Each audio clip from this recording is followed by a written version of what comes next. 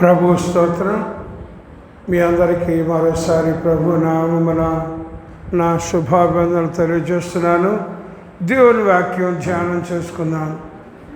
దేవుని బిడ్డలంగా ఈ లోకంలో ఉన్నప్పటికీ, ఈ శరీరంలో ఉన్నప్పటికీ ఆత్మ సంబంధంగా, దేవుని సంబంధంగా, పరలోక రాజ్య సంబంధంగా ఉండాలని దేవుడు ఆశపడుతూ తన ప్రేమని వెల్లడి చేస్తూ మన ఆయుష్ను పొడిగిస్తున్నారు. చదువుకుందాం దేవుని వాక్యం.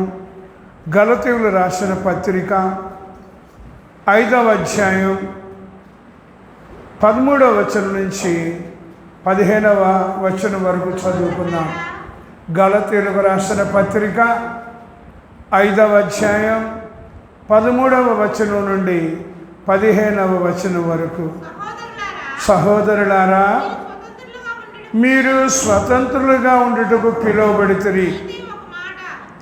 అయితే ఒక మాట, ఆ స్వాతంత్ర్యమును శారీరక క్రియలకు హేతువు చేసుకొనక ప్రేమ కలిగిన వారై ఒకనికొకడు దాసులై ఉండుడి. ధర్మశాస్త్రమంతయు నిన్ను వలె నీ పొరుగు వారిని ప్రేమించుము అను ఒక్క మాటలో సంపూర్ణమై ఉన్నది.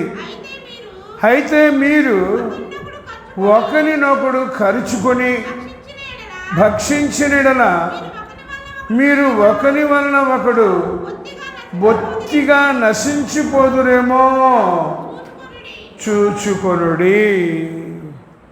చిన్న ప్రార్థన చేసుకుందాం. మహాపరిశుద్ధుడు మా తండ్రి, మరొకసారి నీకు వందనాలు, స్తోత్రాలు చెల్లిస్తున్నాం.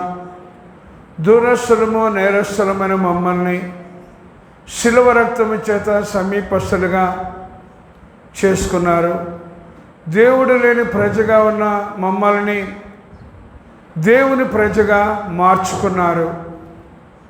మా రక్షణని కాపాడుకుంటూ ఉండాలని మా తోబుట్టువుల్ని, బంధుమిత్రుల్ని, పరిచయస్తుల్ని, రూపొరుగు వారిని, ఇంకా అనేకులను రక్షణలోకి నడిపించాలని నీ పరిశుద్ధాత్మను మాకిచ్చి, నీ వాక్యాన్ని మాకిచ్చి మా ఆయుష్ను పొడిగిస్తున్నారు. అయితే మేము ఎలా ఉంటున్నాం, ఎలా ఉండాలి, జాగ్రత్తగా స్వపరీక్ష చేసుకోవటానికి, నీ ఉన్నతమైన పిలుపునకు తగినట్లుగా నడుచుకోవటానికి కావలసిన మాటలు తెలియచేయమని, మా ముందుకు తీసుకొచ్చిన వాక్య భాగాన్ని వివరించడానికి నాకు కావలసిన ఆత్మజ్ఞానం దయచేయమని, అలాగే వినేవాళ్ళు కూడా గ్రహించి అనుసరించడానికి పరిశుద్ధాత్మ శక్తిని దయచేయమని యేసుక్రీస్తు నామమున ప్రార్థించి స్తుతించి అడిగి వేడుకుంటున్నాము పరమ తండ్రి. ఆమేన్. హల్లెలూయా. ప్రియులారా, గమనించండి. ప్రభువుని అంగీకరించాను, మారు మనసు పొందాను, బాప్తిస్మం పొందాను, పరిశుద్ధాత్మను వరాన్ని కూడా పొందాను. ఏమేమో చేస్తున్నాం. అయితే కొన్ని టర్మ్స్ అండ్ కండిషన్స్ గ్రంథంలో దేవుడు వ్రాయించాడండి. కొన్ని విధానాలు ఉన్నాయి, కొన్ని పద్ధతులు ఉన్నాయి, కొన్ని హెచ్చరికలు ఉన్నాయి, కొన్ని గద్దింపులు ఉన్నాయి, దిద్దుబాట్లు కూడా ఉన్నాయి. అదే కీర్తన గ్రంథంలో 50వ అధ్యాయం అంటాడు, దిద్దుబాటు నీకు అసహ్యం కదా అని. దిద్దుబాటు నీకు అసహ్యం కదా అని దావీదు మహారాజు అంటాడు, నన్ను నేను దిద్దుబాటు చేసుకుంటున్నాను అని. మరి మనం ఏమందాం?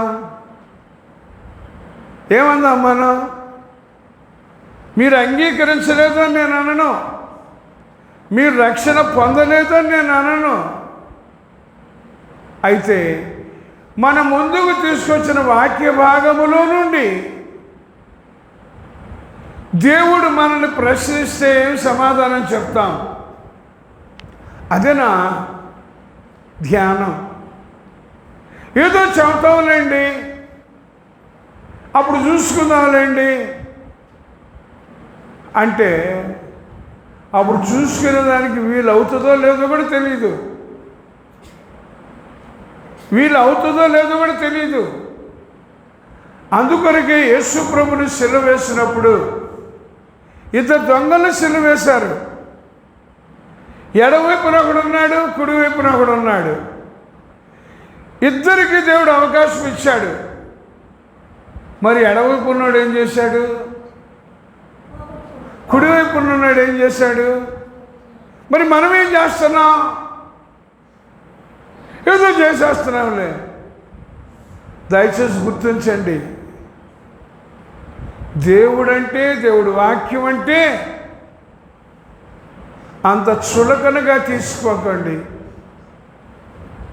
ఆయన ఆజ్ఞలు కూడా భారమైనవి కావు, తేలికైనవే. కానీ ఆ తేలికైన ఆజ్ఞలని మనం ఎంత చులకనగా చేస్తున్నామంటే రహస్యంగా చూస్తున్న దేవునికి బాధ కలిగించేలాగా ఆదికాండం 6వ అధ్యాయంలో రాస్తాడు. అసలు ఈ నరులను నేను ఎందుకు పుట్టించానని నొచ్చుకున్నాడట. ఈ రోజున మనల్ని ఎందుకు రక్షించాను అని నొచ్చుకుంటాడా? సంతోషిస్తాడా?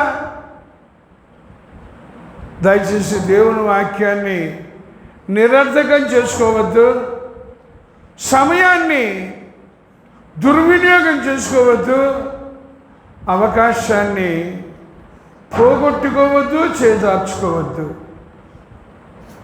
అది చెప్తున్నాడు. ఏమని చెప్తున్నాడు చూడండి, సహోదరులారా, మీరు స్వతంత్రులుగా ఉండుటకు పిలువబడితిరి. హల్లెలూయా. ఎందుకు పిలిచాడంట? స్వతంత్రులుగా ఉండడానికి పిలిచాడట. యోహాను సువార్త 8వ అధ్యాయంలో ప్రభు చెప్తారు, పాపము చేసే ప్రతి వాడు పాపానికి దాసుడు అని. అప్పుడు అక్కడ విన్నారు కొంతమంది, మేము ఎవ్వరికి దాసులం కాదు, మేము అబ్రహాము సంతానం. ఇంకా ప్రభు బాధపడేటట్లుగా మేము వ్యభిచారం వల్ల పుట్టిన వారం కాదు అని కూడా అన్నారండి. యేసుప్రభు అట్లా అల్లా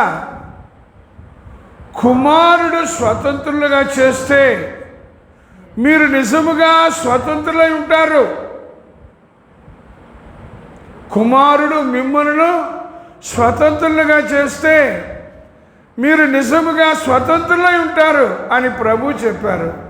ఇక్కడ పౌలు గారు చెప్తున్నారు, మనల్ని దేవుడు స్వతంత్రులుగా చేయటానికే. ఇక వాళ్ళకి వీళ్ళకి, పాపానికి, లోకానికి, శరీరానికి, సాతానికి దాసులంగా ఉండడానికి కోసం కాదు. అర్థమైందా? అదే చెబుతున్నాడు. ఈ స్వాతంత్ర్యమును మీరు శారీరక క్రియలకు హేతువు చేసుకొనక. హల్లెలూయా. ఈ స్వాతంత్ర్యమును మీరు, లేకపోతే నేను, లేకపోతే మనము శారీరక క్రియలకు హేతువు చేసుకొనకూడదట. మరి నా సంగతి ఏంది? నేను ఎలా ఉన్నా? నిన్న మీటింగ్ అయిపోయిన తర్వాత ఒకళ్ళని పిలిచాను, వచ్చారు. వాళ్ళ డాక్టర్ కూడా వచ్చారు. ఒక విషయం మాట్లాడి చెప్పాను, అవకాశాన్ని పోగొట్టుకోకండి, అవకాశాన్ని పోగొట్టుకోకండి, సద్వినియోగం చేసుకోండి. వాళ్ళ అమ్మాయి కూడా హైదరాబాద్లో జాబ్ చేస్తుందట. పేరు కూడా ఫలానా అని చెప్పారు. ఒక్కటే నా ఆశ, పరలోకం పోగొట్టుకోబాకండి, పరలోకాన్ని పోగొట్టుకోబాకండి, జీవ గ్రంథములో పేరు ఉంచుకోండి. ఎవరికైనా నేను చెప్పే మాట అదేనండి. వింటారా? సరే, వినకపోతే నాదే ఉండదు, ఇంకా తెలుసా, నాదే ఉండదు. చెప్పానా లేదా? అంతే. జాగ్రత్తగా ఈ స్వాతంత్ర్యాన్ని శారీరక క్రియలకు హేతువు చేసుకుని నష్టపోవద్దు అని చెప్తున్నారండి. ఆ శారీరక క్రియలేంటో ఇదే అధ్యాయంలో కొంచెం కిందకు వస్తే కనపడతాయి. మీరు జాగ్రత్తగా అది కూడా చూడండి, చదవండి. గుడ్డిగా నేనే మిమ్మల్ని ఒత్తిడి చేయను, ఫోర్స్ కూడా చేయను, బలవంతం చేయను, చెప్తాను, వదిలేస్తాను. యేసు ప్రభువు అంతే, చెప్పాడు, వదిలేశాడు. ఇచ్చిన స్వాతంత్ర్యాన్ని శారీరక క్రియలకు హేతువు చేసుకొని నష్టపోవద్దు, నష్టపోవద్దు. సద్వినియోగం చేసుకొని అనేకులను దేవుని రాజ్యానికి వారసులుగా చేద్దాం. అనేకులను దేవుని రాజ్యానికి వారసులుగా చేయాలి. అది మన బాధ్యత. ప్రభు ఈ రోజున నీవిచ్చిన స్వాతంత్ర్యాన్ని నేను సద్వినియోగం చేసుకుంటున్నానా, దుర్వినియోగం చేసుకుంటున్నానా? మిమ్మల్ని మీరు పరీక్షించుకోండి. నాకు కూడా చెప్పక్కర్లా, దేవుని ఎదురు చెప్పండి. అప్పుడు అంటాడు, ఆయన ఏమన్నారో అది అంటాడు. అదే ప్రభు కూడా చెప్పాడు, రహస్యమందు చూసు నీ తండ్రి నీకు ప్రతిఫలం ఇచ్చును అని. ఆయన రహస్యంగా చూస్తున్నాడండి. కొన్ని చోట్ల సీసీ కెమెరాలు ఉంటాయి, షాపుల్లో ఉంటాయి, హాస్పిటళ్ళల్లో ఉంటాయి, రోడ్ల మీద ఉంటాయి, రైల్వే స్టేషన్లలో ఉంటాయి, బస్ స్టాండింగ్లో ఉంటాయి, సీసీ కెమెరాలు ఉంటాయి. ఆ సీసీ కెమెరాలు అంతవరకు చూపిస్తాయి. కానీ దేవుని సీసీ కెమెరా ప్రపంచంలో ఎక్కడున్నా, ఎంతమంది ఉన్నా అంతమందిని చూపిస్తుంది. అర్థమైందా?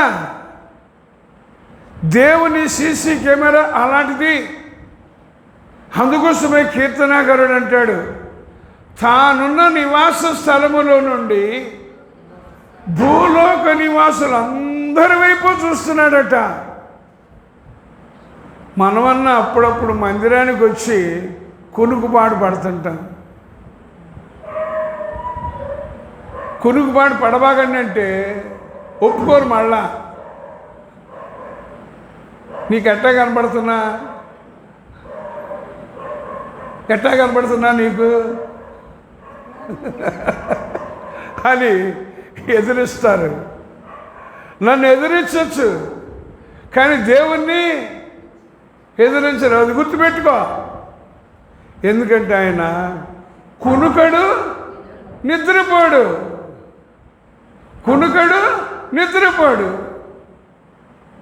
ఎందుకో తెలుసా? ఇశ్రాయేలీయుల లేదా ప్రజలని రక్షించాలి అని, రక్షించాలి అని. ఒక డ్రైవర్ గారు వాహనం నడుపుతున్నారండి. ఏదో చిన్న కునుకుపాటు వచ్చింది వాహనం నడుపుతుంటే. ఏం జరిగిందంట? అయ్యయ్యో, చిన్న కునుకుపాటుకే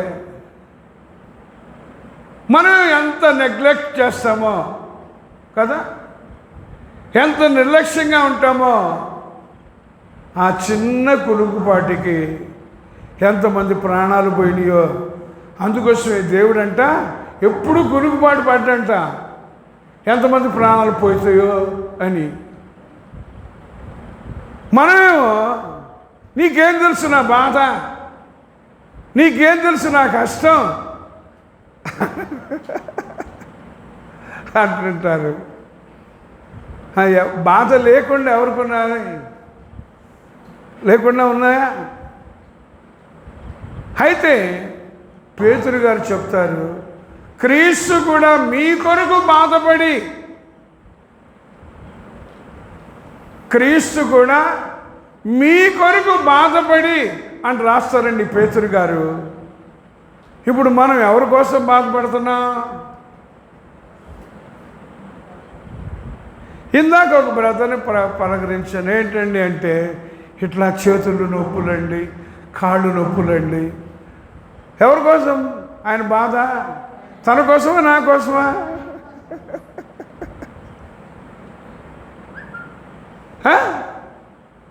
అయితే క్రీస్తు ఎవరి కోసం అంట?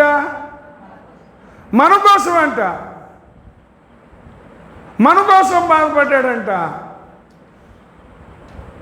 అన్నాడు, నాలో పాపం ఉన్నదని మీరు ఒక్కరు చూపించండి. ఛాలెంజ్, ఒక్కడు చూపించండి అన్నాడండి. ఈరోజు అటువంటి సేవకులుంటే దేవునికి స్తోత్రం. నేను కూడా అనలేనండి, ఎందుకంటే నాలో ఏముందో లోపం నాకు కనపడదు. నేను ఎందుకు ఛాలెంజ్ చేయాలి? వాళ్ళ మీద వీళ్ళ మీద ఎందుకు నింద మోపాలి? ప్రభువా, నువ్వే నాకు సహాయం చెయ్యి, నువ్వే నాకు నేర్పించు. ఇది నా ప్రార్థన. మరికొంతమంది దమ్ముంటే చూసుకుందాం. వామ్మో, ఏముందంట? దమ్ముందంట. రేపు దేవునితో ఉంటాడు అందాం. అయితే ఎంత దమ్ముందో, ఎన్ని గుండెలు ఉన్నాయో. జాగ్రత్త చెప్తున్నాడు. స్వతంత్రులుగా ఉండడానికి పిలిచారు. ఈ స్వాతంత్ర్యాన్ని శారీరక క్రియలకు హేతువు చేసుకోవద్దు. జాగ్రత్త. శారీరక క్రియలకు హేతువు చేసుకోవద్దు అని చెప్పాడండి దేవుడు. చెప్పి ఏమన్నాడండి? ప్రేమ కలిగిన వారై, ప్రేమ కలిగిన వారై ఒకరికి ఒకడు దాసుడిగా ఉండండి అన్నాడండి. ఒకరికి ఒకడు దాసుడిగా ఉండాలట. అంటే దాని అర్థం ఏంటి? మీరంతా నాకు దాసులుగా ఉండండి అనా? నేను కూడా మీకు దాసుడిగా ఉండాల్సిందే. అర్థమైందా? కాలేదా? మరి దాసులమేనా? మనం దాసులమేనా? ప్రేమ ఉందా?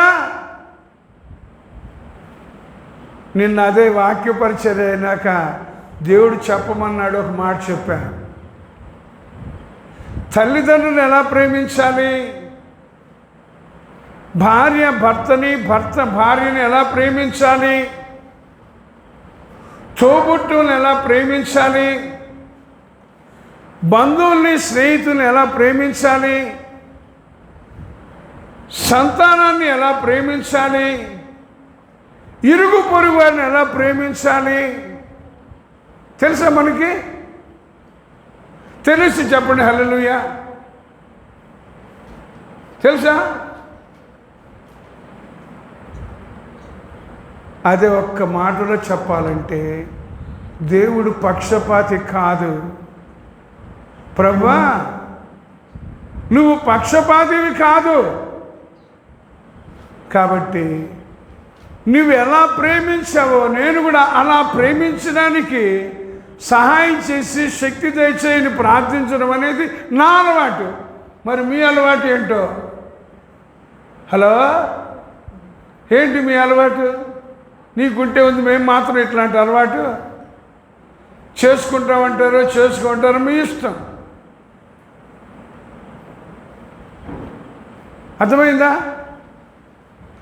ప్రభు ఈ రోజున నువ్వు చెప్తున్నావు, ప్రేమ కలిగి ఒకరినొకరు దాసులై ఉండండి. ఒకరికొకడు దాసులై ఉండండి అని చెప్పాడండి.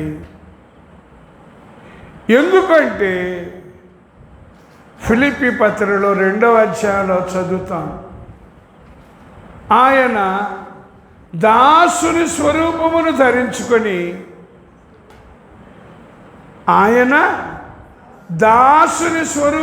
ధరించుకొని తనను తానే రిక్తునిగా చేసుకొని శిలువ మరణం పొందినంతగా విధేయతను చూపించి తన్ను తాను తగ్గించుకున్నాడటండి.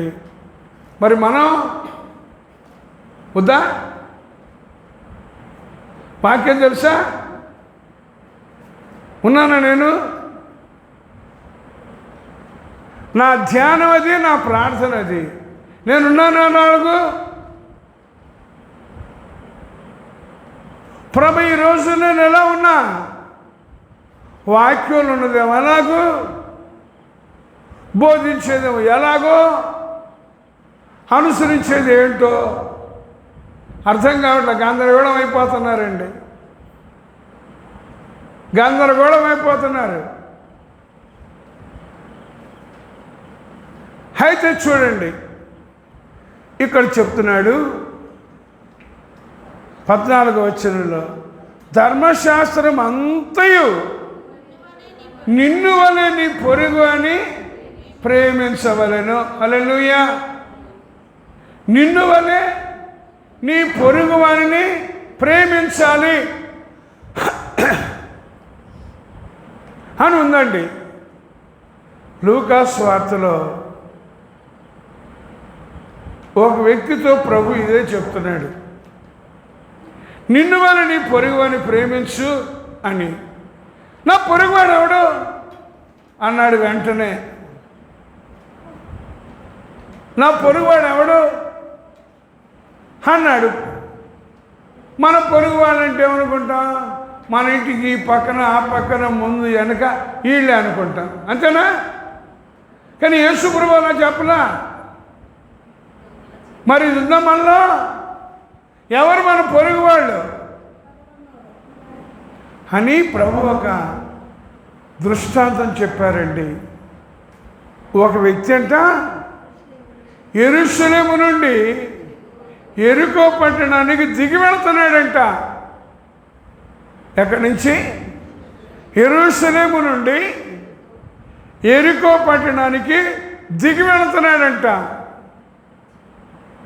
యెరికో పట్టణం అంటే దేవుని నివాసం. యెరికో ఏమో శాపగ్రస్తమైంది. అది శాపగ్రస్తమైన పట్టణం. అంటే ఏం చేస్తున్నాడు? దేవుని పట్టణం నుండి శాపగ్రస్తమైన పట్టణానికి దిగి వెళుతున్నాడంట. ప్రభు చెప్పిన మాటలండి, నా సొంత మాటలు కాదు. దిగి వెళుతుంటే అతను కొంతమంది దొంగలు పట్టుకున్నారట. అప్పుడున్నారు, ఇప్పుడున్నారు. ఆత్మల దొంగలు వేరే సంఘానికి వెళ్ళేవాడిని, ఒక్కసారి మా సంఘానికి రా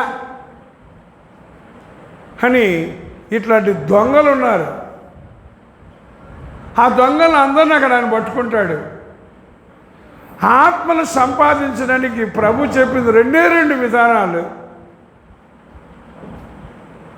ఆ 2 విధానాలు ఏంటి అంటే, గాలం పట్టుకుని వెళ్ళి చేపను పట్టు అన్నాడు ఒకసారి. ఇంకోసారేమో నీ వల తీసుకుని వెళ్ళి చేపలు పట్టు అన్నాడు. ఒకే వ్యక్తి ఆయన. ఒకే వ్యక్తితో యేసు ప్రభు ఈ మాట చెప్పాడు. ఆత్మల్ని సంపాదించాలంటే గాలం ఉపయోగించు, అప్పుడు ఒక ఆత్మనైనా నువ్వు పట్టుకుంటావు. దాని నోట్లో ఒక షెకెల్ ఉంటుంది. నీకు అరశకులు నాకు అరశకులు పన్నుగా కడదాం అన్నాడండి. ఇంకో సందర్భంలో నీ వల తీసుకో, ధోని లోతుకు నడిపించి వల వేయి అన్నాడండి. ఈ రోజుల్లో ఎట్లా అంటే గాలం పట్టుకోరు, వలను పట్టుకోరు, బుట్టల్లో పట్టుకుంటారనమాట. వాళ్ళు కష్టపడి, వాళ్ళు ప్రయాసపడి, వాక్యం చెప్పి, ప్రార్థన చేసి మొత్తానికి యేసు ప్రభు బుట్టలో చేరిస్తే ఇప్పుడు ఆ బుట్టలు పట్టుకుని దొంగలు వీళ్ళు మళ్ళా పెద్ద పెద్ద సేవకులు.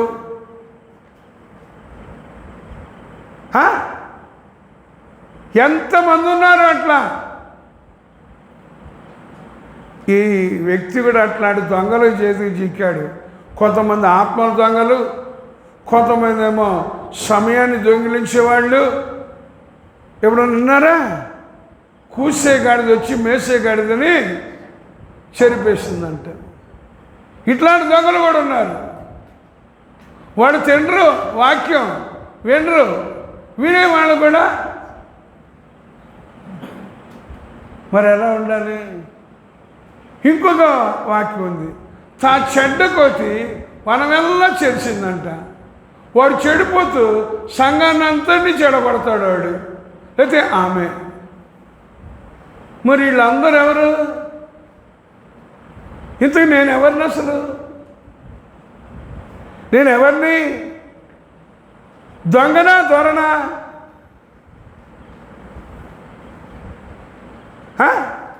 నేను దొంగనా దొరనా?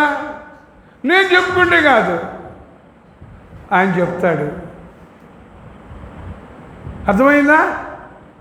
యేసు ప్రభు చెప్తున్నారండి, దొంగల చేతికి చిక్కాడంట. ప్రభు ఇంకో విషయం కూడా చెప్తాడు యోహాను సువార్తలో 10వ అధ్యాయంలో. నాకు ముందుగా వచ్చిన వారు దొంగలు దోచుకుని వారునై ఉన్నారు. నాకు ముందుగా వచ్చిన వారు దొంగలు దోచుకుని వారునై ఉన్నారు. నేనైతే మంచి కాపరిగా వచ్చాను. చదివారు ఎప్పుడైనా ఈ మాట? ఇప్పుడు మన దొంగడా, దోచుకునేవాడా, మంచి కాపరా? ఎవరు? అదే అన్నాడు, మోసపోవద్దు. పరిశుద్ధాత్మనిచ్చాడు ప్రభు. అన్నారు, నేను మంచి కాపరిని. మంచి కాపరి తన గొర్రెల కోసం ప్రాణం పెడతాడు. నా చేతిలో నుండి వాటిని ఎవ్వడు అపహరింపడు అని. కొంతమందిని దొంగిలిస్తున్నారు వాళ్ళు, వీళ్ళు బలైపోతున్నారు. మీ ఇష్టం. ఆ దొంగోడి చేతి చిక్కి బలైపోతారో. ప్రభు అన్నాడు, ఎవడైనా నా ద్వారా లోపల ప్రవేశించినట్లయితే వాడు రక్షించబడిన వాడై లోపలికి పోవచ్చు, వెలుపలికి వచ్చుచు మేతమేసి ఉండును అని. నువ్వు రక్షించబడితే నీ లక్షణం అది. అర్థమైన మాటలు చెత్త కాదు. మేతమేస్తున్నావా? లోపలికి వెళుతూ వెలుపలికి వస్తూ ఉన్నావా? దొంగోడి చిక్కితే వాడు దోచుకుంటాడు, ఇంకా గాయపరుస్తాడు, కొర ప్రాణంతో వదిలేసేటట్టండి. యేసు ప్రభు చెప్పిన మాట అండి, నా సొంత మాట కాదు అది. దొంగోడు దోచుకుంటాడంట, గాయపరుస్తాడంట, కొర ప్రాణంతో వదిలేసిపోయాడంట. ఆ తర్వాత ఆ మార్గం గుండా ఒక యాజకుడు వచ్చాడంట. ఒక యాజకుడు వచ్చాడంట. చూసి వెళ్ళిపోయాడంట. యాజకుడు చూసి వెళ్ళిపోయాడంట. తర్వాత ఒక లేవీయుడు వచ్చాడంట, అతను కూడా చూసి వెళ్ళిపోయాడంట. ఆ తర్వాత ఒక సమరయుడు వచ్చాడట. దేవునికి స్తోత్రం. ఒక సమరయుడు వచ్చాడట. అతను చూసి వెళ్ళిపోలేదు, కానీ దగ్గరకు వచ్చాడంట. కొర ప్రాణంతో ఉన్నవాని దగ్గరకు వచ్చాడంట, పరామర్శించాడంట, జాలి పడ్డాడంట, నూనె పోసాడంట, గాయాలు కడిగాడంట, వాహనం మీద ఎక్కించుకున్నాడంట, పోటుకళ్ళు వాని ఇంట్లో చేర్చాడంట. ఇంకా ఇతన్ని పరామర్శించు, ఇంకా 2 దేనారాలు ఇచ్చి నేను మరలా వస్తా, ఏమైనా ఖర్చు చేస్తే నేను ఇస్తా అన్నాడటండి. ఇదంతా మనకు తెలుసు, కానీ ఒక్కటి కూడా మన తలకెక్కదో, హృదయంలోకి చేరదు. దేవుని స్తోత్రం కదండి. తలకెక్కిందా? హృదయంలో చేరిందా? ఎవరు పొరుగువాడు? ఎవరు పొరుగువాడు అంటాడు భక్తుడు. రక్షణ లేకయే ప్రజలు లక్షల కొలదిగా ఉన్నారు, మారుమూలల గ్రామములో, ఊరిలోపలి వీధులలో.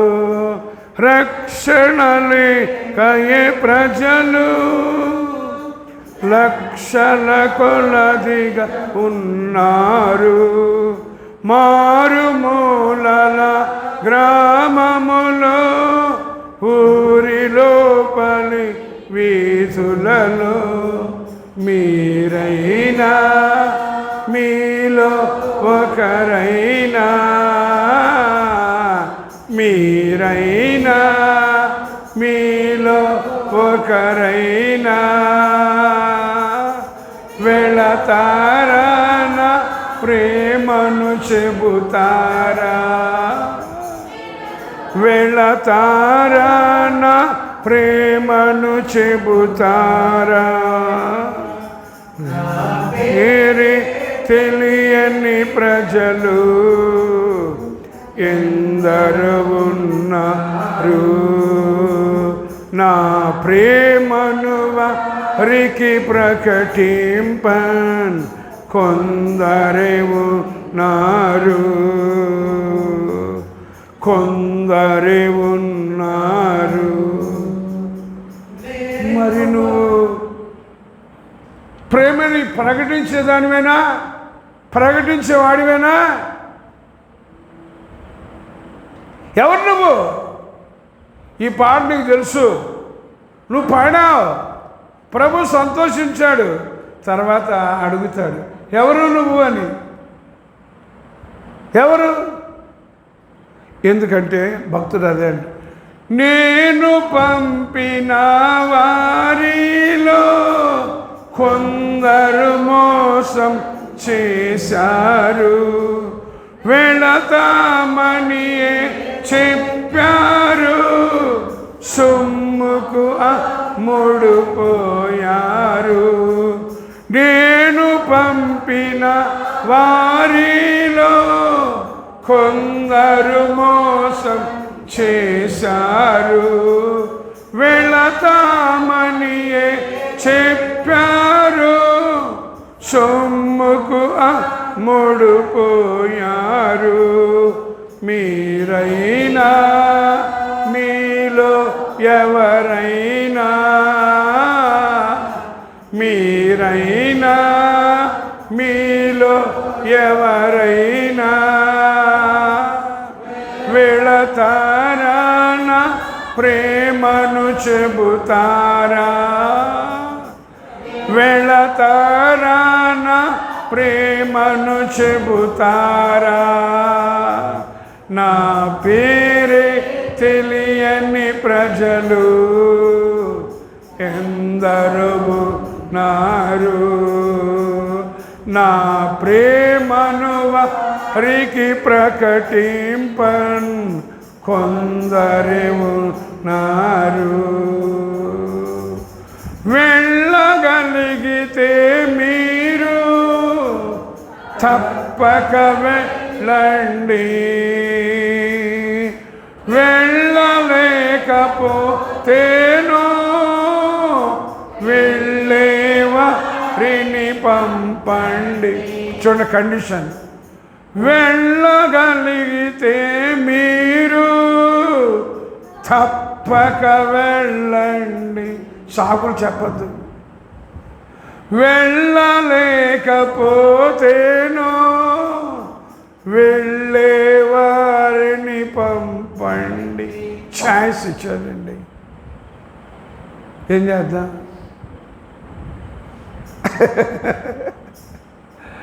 అదే నా ఆశ. నా ప్రాణం ఉన్నంత వరకు ప్రభు ఇచ్చిన సమయాన్ని, దేహాన్ని, ధనాన్ని సద్వినియోగం చేసుకోవాలి. దుర్వినియోగం చేసుకోకూడదు, సాకులు చెప్పకూడదు. కాబట్టి ప్రభు ఎలా ఉన్నాను అన్నాడు. ఆయన ప్రేమను చెప్పండి, ఆయన రక్షణని చెప్పండి. నేను ఇది చేశా, అది చేశా,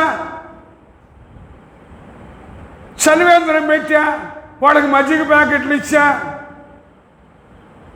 అందరూ చేస్తున్నారు. అదే చలికాలంలో బట్టలు పంచిపెట్టే వీడియోలు తీసి అదే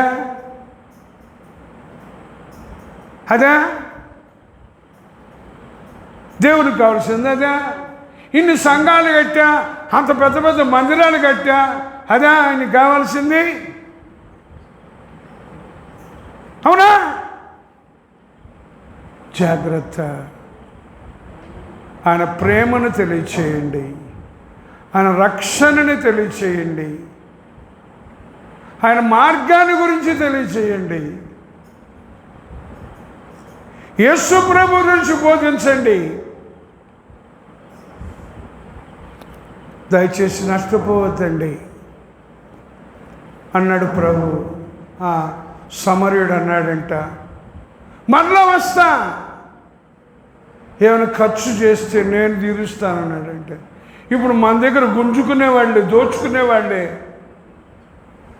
ఆ పేరు చెప్పి ఈ పేరు చెప్పి అదని ఇదని దోచుకొని దాచుకొని కదండి గజదొంగలు అయిపోతున్నారు. ఉండబాకండి అట్లా. ప్రభు నీ కోసం నా కోసం ప్రాణం పెట్టాడు అన్నాడు. ఇక్కడ నిన్ను వలె నీ పొరుగువాని ప్రేమించు, నిన్ను వలె నీ పొరుగువాని ప్రేమించు అన్నాడండి. ఇంకా చెప్తాడు, నీవు దీర్ఘాయుష్మంతుడవగినట్లు నీ తల్లిని నీ తండ్రిని సన్మానించు అని. దానికి దీనికి ఏమైనా తేడా ఉందా? లేదా? మనకన్నీ ఒకటే కదా?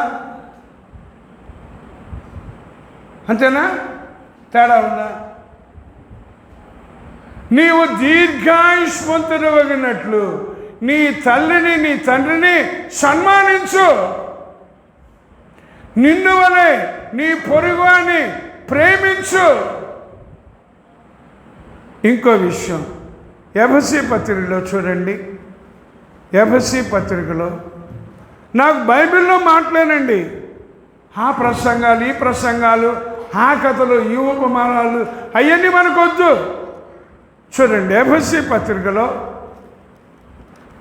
5వ అధ్యాయంలో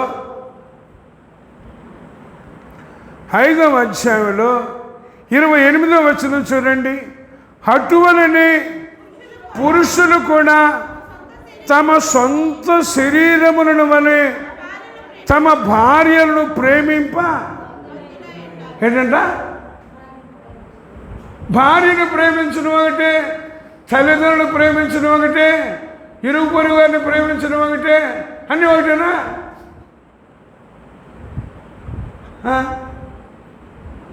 కొడే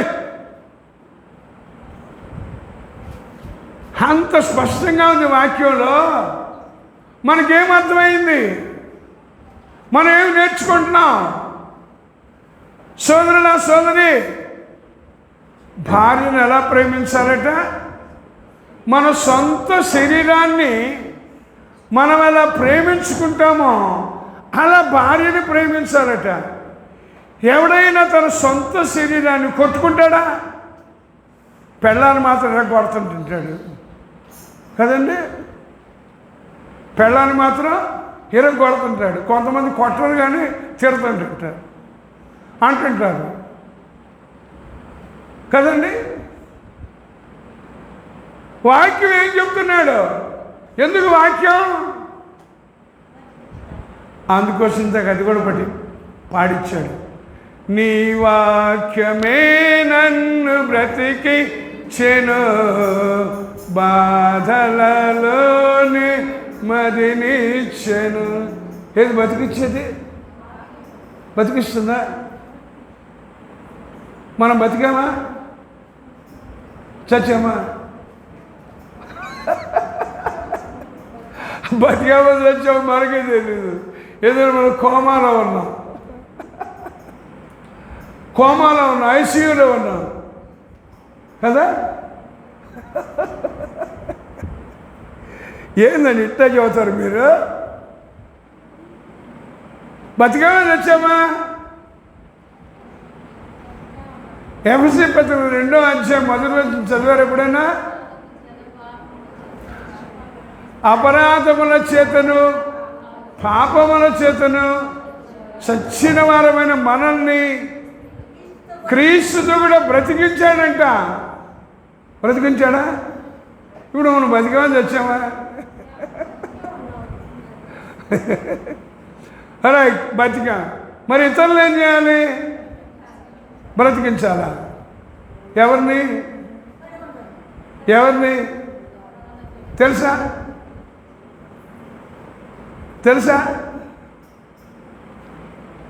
చూడండి, యోహాను రాసిన మొదటి పత్రిక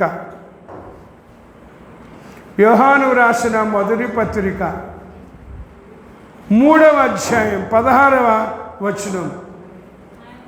3వ అధ్యాయం 16వ వచనం. ఆయన మన నిమిత్తము తన ప్రాణము పెట్టును కనుక దీని వలన ప్రేమ ఎట్టిదని తెలుసుకొనుచున్నాము. మనము కూడా మన సహోదరుల నిమిత్తము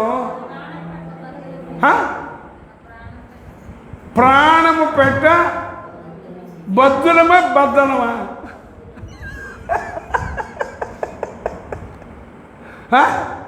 బద్దలమేనా బద్దలమా? బద్దలైపోయాము మనం.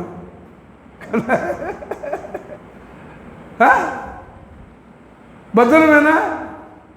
మన సహోదరుల నిమిత్తం ప్రాణము పెట్ట బద్ధులమైనాం కదా. ఏది నువ్వు విట్టా యువత? వాక్యం నేను చెప్పింది నా సొంత మాట.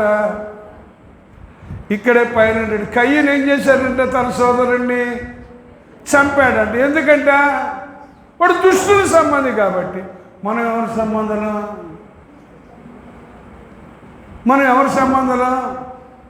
దేవుని సంబంధమా దుష్టుని సంబంధమా? ఇక్కడ దాకా వచ్చిందండి నా మీద కోపం. రానిండి, నాకేం బాధ లేదు.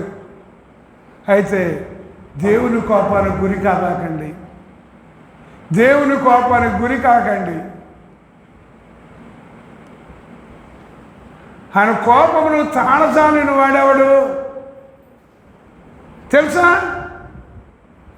ఆయన కోపానికి తాళజాలిన వాడేవాడు.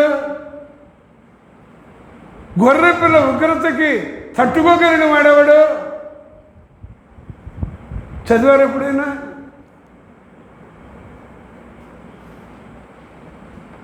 అదే వాక్యాన్ని బాగా నేర్చుకోండి, తెలుసుకోండి.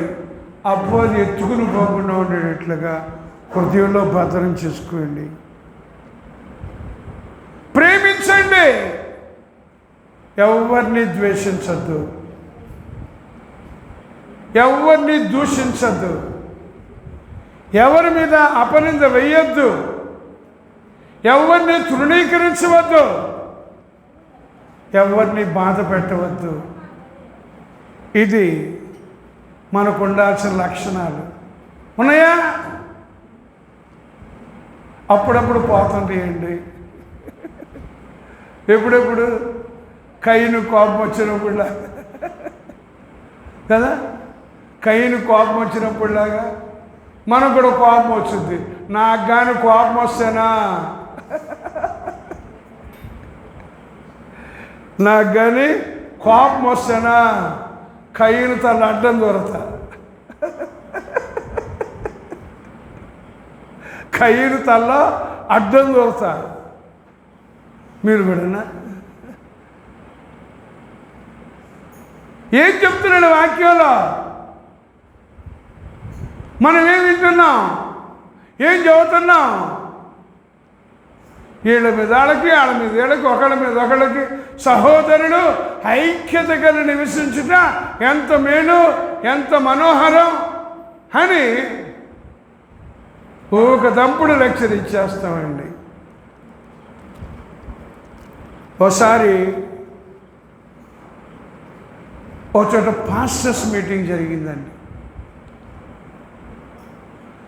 ఆ పాస్టర్స్ మీటింగ్కి ఒక స్పీకర్ వచ్చాడండి. ఆ స్పీకర్ చెప్తాడు, మా మండలానికి ఒకటి పాస్టర్స్ ఫెలోషిప్ ఎంత బాగుండేదో తెలుసా? మరుసటి సంవత్సరానికి 2 అయినాయి. ఏంటి? పాస్టర్స్ ఫెలోషిప్లు 2 అయినాయి. అంటే ఐక్యత ఉందా, పెరిగిందా? ఉందా, పెరిగిందా, తరిగిందా, చీలిందా? మీరేమంటారు? నాకు తెలియదు. ఆ తర్వాత సంవత్సరం 3 అయినాయి అంట. హల్లెలూయా!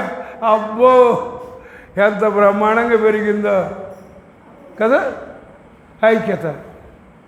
మళ్ళీ వీళ్ళంతా పాస్టర్లు. మండలానికి, ఈ మండలానికి ఆ మండలానికి పడదు మళ్ళా కదా, ఈ మండలంలో మనకే పడదు.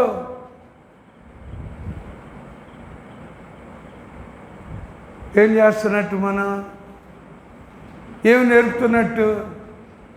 నేను అదే చెబుతా. ఎవరైనా ఏమైనా అన్నారా? అన్నీయండి, అన్నీయండి. తిట్టారా? తిట్టనీయండి. కొట్టారా? కొట్టనీయండి. పడినవాడు ఎప్పుడు చెడినవాడు కాదండి. పడండి. క్రీస్తు మన కొరకు పడ్డాడు. క్రీస్తు మన కొరకు పడ్డాడు. మనం కూడా అందుకే శరీర క్రియలకు హేతువు చేసుకుని దూషించుకోవద్దు, ద్వేషించుకోవద్దు, అసహించుకోవద్దు, అపనింద వేయొద్దు. కాబట్టి ఎలా ఉన్నా నేను ఏం చేస్తున్నాను? సహోదరుల నిమిత్తము, సహోదరీల నిమిత్తము, తోబుట్టుల నిమిత్తము ప్రాణము పెట్ట, మన పిల్లల నిమిత్తము ప్రాణము పెట్ట బద్ధులమై ఉన్నాము.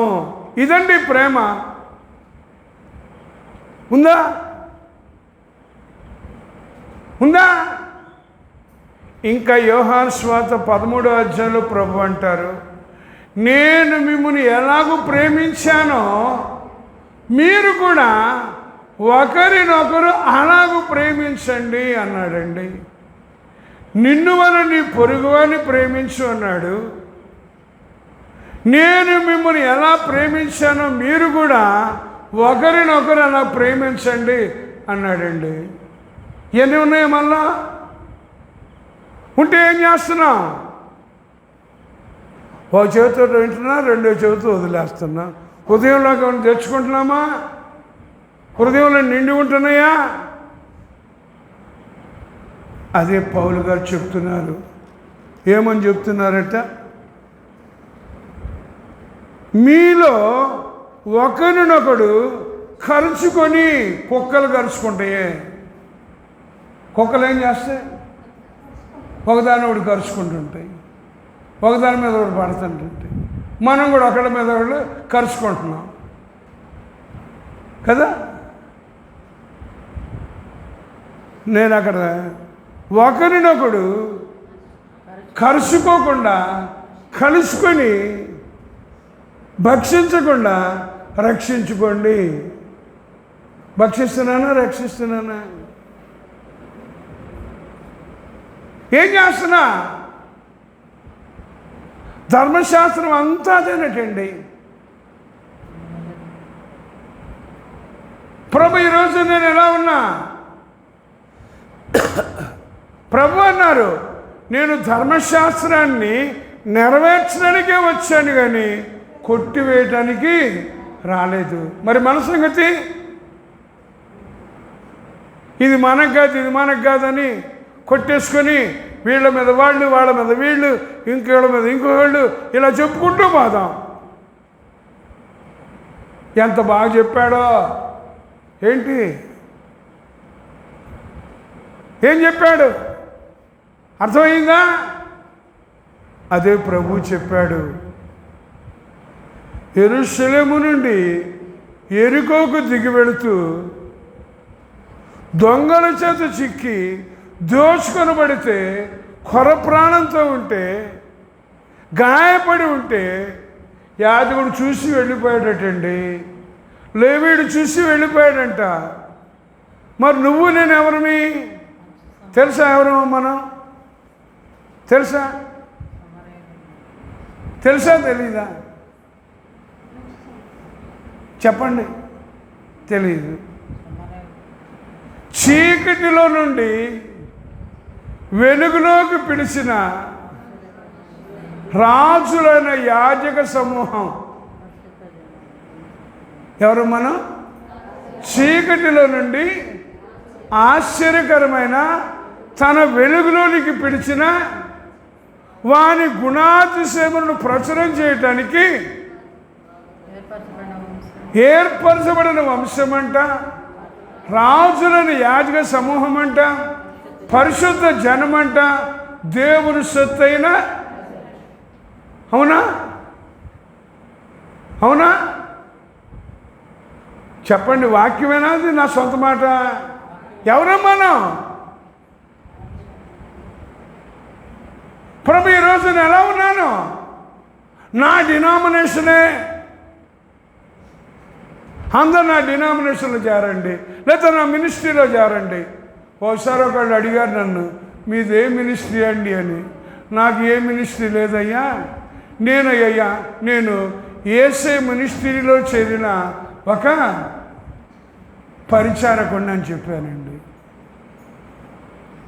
యేసయ్య మినిస్ట్రీలో చేరిన ఒక పరిచారకుడిని. నాకే మినిస్ట్రీ లేదు. ఈరోజు 2 మినిస్ట్రీలో కదండి. ఏ మినిస్ట్రీ? ఎలాగున్నాం?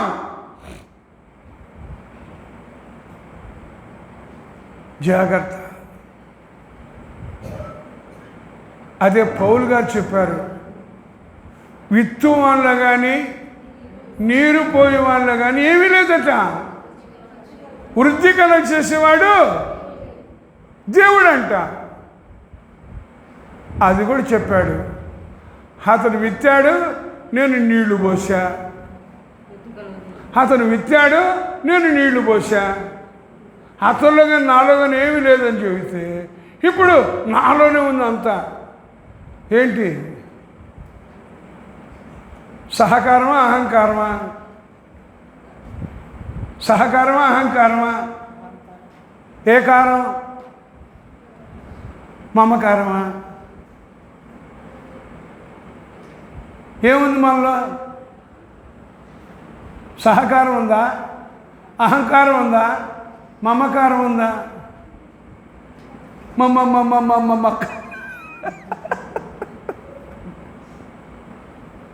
అదేనా?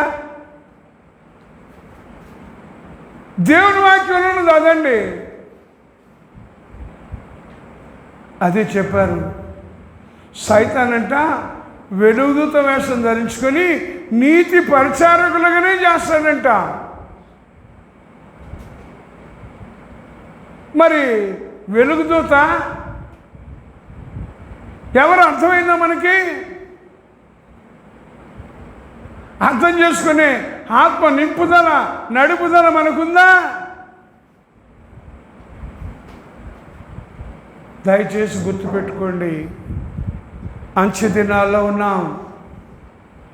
ప్రభు చెప్పారు, ఏర్పరచబడినవని సహితం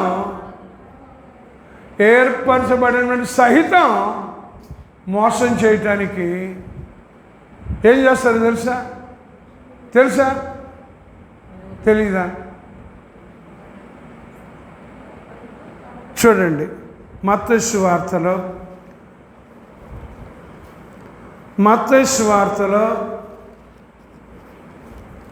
24వ అధ్యాయంలో ఈ రోజుల్లో అద్భుతాలంటండి, అద్భుతమైన రాత్రి అంట, అద్భుతాలు జరిగే రాత్రి అంట, మీటింగ్స్ మళ్ళా. చూడండి, మత్తయి సువార్తలో 24వ అధ్యాయంలో యేసు ప్రభు చెప్తున్నారు, ఇదిగో నేను మీకు ముందే చెబుతున్నా ఈ విషయం, మీకు ముందే ఈ విషయం చెప్తున్నా. 24వ అధ్యాయం 24వ వచనం, అబద్ధపు క్రీస్తులను అబద్ధ ప్రవక్తలను వచ్చి సాధ్యమైతే ఏర్పరచబడిన వారిని సహితము మోసపరచుటకై గొప్ప సూచక క్రియలటండి, గొప్ప సూచక క్రియలు, మహత్కార్యాలు కనపరిచెదరు. ఇదిగో ముందుగా నేను మీతో చెప్పి ఉన్నాను, చెప్తున్నాను కూడా, చెప్పి ఉన్నాను. తర్వాత మీ ఇష్టం. మీకు సూచక్రియలు, మహత్కార్యాలు, అద్భుతాలు కావాలా? నీ రక్షణని కాపాడుకోవడం కావాలా? ఇతరుని రక్షించడానికి నీ వంతు పని నువ్వు ప్రేమ కలిగి, ఎఫెసీ పత్రికలో 4వ అధ్యాయంలో పౌలు గారు ఇంకో మాట చెప్తారు, ప్రేమ కలిగి సత్యము చెప్పుచు క్రీస్తువనే ఉండుటకు అన్ని విషయములలో ఎదుగుదుము అని. మనకి ఏమన్నా గుర్తుంటే చెప్పండి, హల్లెలూయా చెప్పండి. ఇవన్నీ ఏమైనా గుర్తున్నాయి మనకి? మర్చిపోయామండి.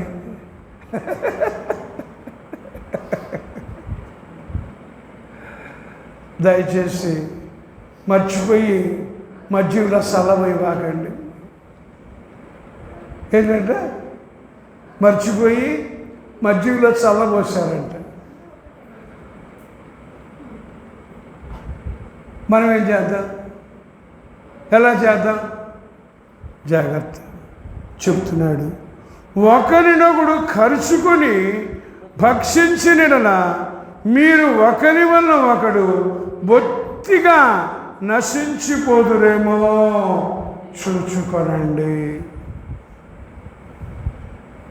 చూచుకొనండి.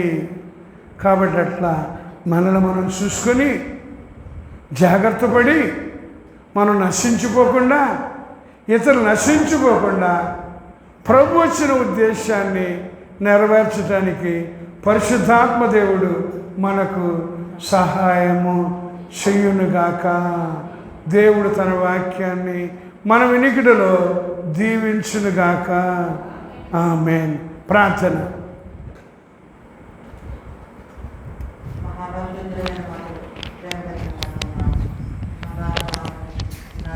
సమయంలో వినలేని స్థుతులు, స్తోత్రాలు, వందనాలు నాయన. గొప్ప దేవుడవు, స్థుతులకు పాత్రవు, నిన్నానేడు ఏకరీతిగా ఉన్న దేవుడు, మారని దేవుడవు, మార్పు చెందని దేవుడవు, యుగయుగములకు సజీవుడవు, పరిశుద్ధుడవు తండ్రి, నీకు స్తోత్రాలు. ఈ రాత్రికాల సమయంలో నాయన ఈ నియామక కూటమిలో మీ దాసును మీ ఆత్మతో నింపి మీరు తెలియచేసిన ప్రతి మాటను బట్టి మీకు వందనాలు. ఈ స్వాతంత్రం మనకు అనుగ్రహించి క్రీస్తు మనల్ని స్వతంత్రులుగా చేసి ఉన్నాడు కనుక ఈ స్వాతంత్రాన్ని మన శరీర క్రియలకు హేతువు చేసుకొనకూడదని సెలవిస్తూ ఉన్నారు. ఒకరికొకడు నాయన ఖర్చుకొని భక్షించితే నశించిపోతామని సెలవిస్తున్నారు. కాబట్టి ఒకరి ఎడల ఒకడు ప్రేమ కలిగి నడుచుకోవాలని సెలవిస్తూ ఉన్నారు. నిన్ను వలె నీ పొరుగువాన్ని ప్రేమించమని సెలవిస్తూ ఉన్నారు. నాయన మీరు ప్రేమాస్వరూపి ఉన్నారు. మీరు మమ్మల్ని ప్రేమించిన ప్రకారం మేము కూడా ఒకరినొకరిని ప్రేమింపబద్ధులమై ఉన్నామని సెలవిస్తూ ఉన్నారు. మంచి సమరైన వలె తండ్రి మరి యెరూషలేము నుండి యెరికోకు దిగివెడుతున్న వారిని ఎలాగ పరామర్శించాలో, ఎలాగ పొడవానింటికి చేర్చాలో, వాడి గాయాలు మరి మానే వరకు ఎలాగ పరామర్శించాలో అనేక విషయాలు మీరు తెలియజేస్తూ ఉన్నారు. కాబట్టి నాయన విన్న మాటలను విడిచిపెట్టి కొట్టుకొని పోకుండా మరి విశేష జాగ్రత్త కలిగి మీరు మమ్మల్ని స్వతంత్రులుగా చేశారు కనుక మరలా దాస్యం అనే కాడ క్రింద చిక్కుకోకుండా తండ్రి స్వతంత్రముగా నీ కొరకు జీవించడానికి కృప చెప్పని ప్రార్థిస్తున్నాను. ఇంకా వాక్యం ఇతర మీ దాసుని మీ ఆత్మతో అభిషేకించండి, అనేక ఆత్మల రక్షణార్థమై వాడుకోనండి. ఈ రాత్రి నీ సన్నిధికి వచ్చిన ప్రతి బిడ్డను పేరు పేరున జ్ఞాపకం చేసుకోండి. కుటుంబాలుగా నీ సన్నిధికి రావడానికి కృప చూపండి. ఎవరు ఎటువంటి అవసరతలో ఉన్నారో ప్రభా అందరినీ ఎరిగిన దేవుడవు, అందరి హృదయ రహస్యాలను ఎరిగిన దేవుడవు. కాబట్టి ప్రతి ఒక్క జీవి కోరికను తృప్తిపరిచే దేవుడవు, ప్రతి ఒక్కరిని ఆదరించే దేవుడవు, బలపరిచే దేవుడవు, ఓదార్చే దేవుడవు తండ్రి నీకు స్తోత్రాలు. కాబట్టి మీరే బిడ్డలందరినీ జ్ఞాపకం చేసుకుని వారి పరిధిలో వారిని దర్శించి మీ నామానికే మహిమ ఘనత ప్రభావాలు తెచ్చుకోమని, మీరు అక్కడ ఆలస్యమైతే మా మరణం ఆలస్యమైతే మరొకసారి మీ సన్నిధిలో కలుసుకునే గొప్ప భాగ్యం మాకందరికీ అనుగ్రహించమని, ఇప్పటివరకు మీరు చేసిన కార్యం అంతటి కొరకై మిమ్మల్ని స్తుతిస్తూ మా ప్రభువు మా రక్షకుడు నీ ప్రియకుమారుడైన యేసు ప్రభు వారి దివ్యనామం బట్టి ప్రార్థించి స్తుతించి అడిగి వేడుకుంటున్నాము పరమ తండ్రి. ఆమేన్. మన తండ్రి అయిన దేవుని యొక్క ప్రేమ, ఆ కుమారుడు యేసుక్రీస్తు యొక్క కృప, పరిశుద్ధాత్మ యొక్క నిత్య సహవాస సమాధానం ఇప్పుడు ఎల్లప్పుడూ ఇక్కడున్న మనకు సకల పరిశుద్ధులకు తోడైంది. కుటుంబాలుగా సిద్ధపరచడానికి మహిమ దాకా నడిపించుగాక. ఆమేన్.